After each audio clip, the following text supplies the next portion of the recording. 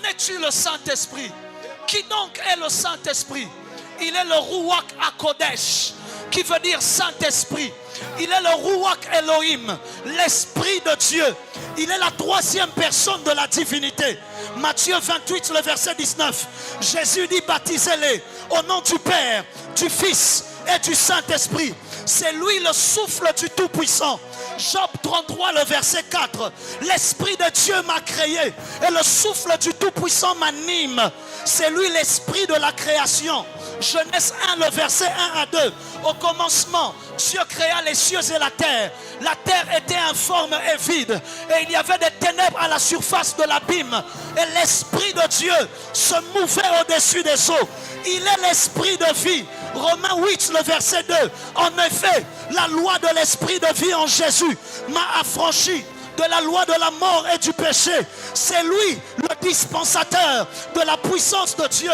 Acte 1, le verset 8. Mais vous recevrez une puissance, le Saint-Esprit, survenant sur vous. C'est à cause de l'Esprit qui est survenu sur eux qu'ils ont reçu une puissance. C'est lui, l'Esprit de notre adoption. Romains 8, le verset 16.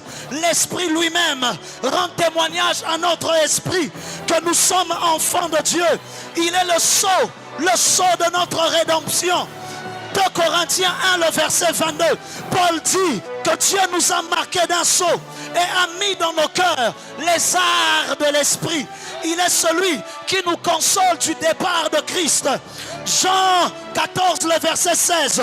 Et moi je prierai le Père et il vous enverra un autre consolateur.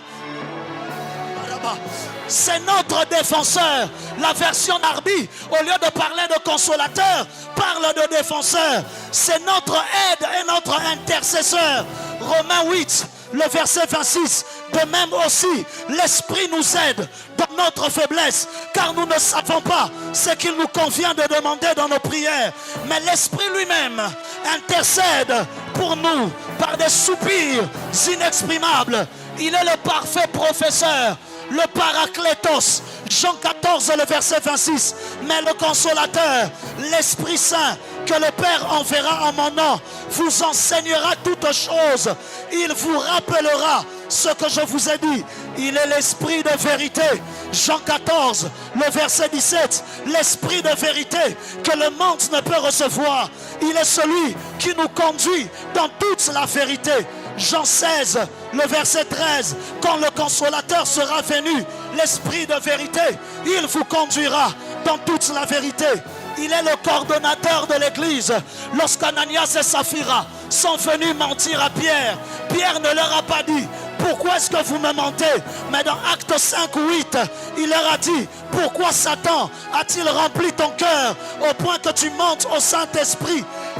Il fait de nous le corps de Christ.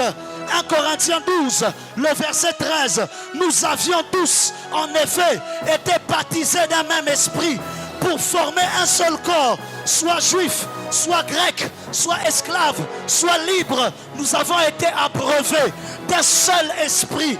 C'est encore lui, le dispensateur des dons spirituels. 1 Corinthiens 12, le verset 11. Un seul et même esprit opère toutes ces choses en les distribuant à chacun comme il veut. Oh Rabassana, c'est par lui que Dieu a ressuscité Christ d'entre les morts et c'est par lui que nous serons ressuscités. Romains 8, le verset 11. Et si l'esprit de celui qui a ressuscité Jésus d'entre les morts habite en vous, celui qui a ressuscité Christ d'entre les morts rendra aussi la vie à vos corps mortels. C'est lui le secret de tout ce qui opère dans la puissance. Luc 4, le verset 14. Jésus, revêtu de la puissance de l'Esprit, retourna en Galilée et sa renommée se répandit dans le pays aux alentours. C'est lui, l'Esprit de la prophétie. Jésus a dit dans Jean 16, le verset 13, il vous annoncera les choses à venir. C'est lui, l'Esprit du témoignage, et il le fait de trois manières. Il témoigne en nous que nous sommes enfants de Dieu.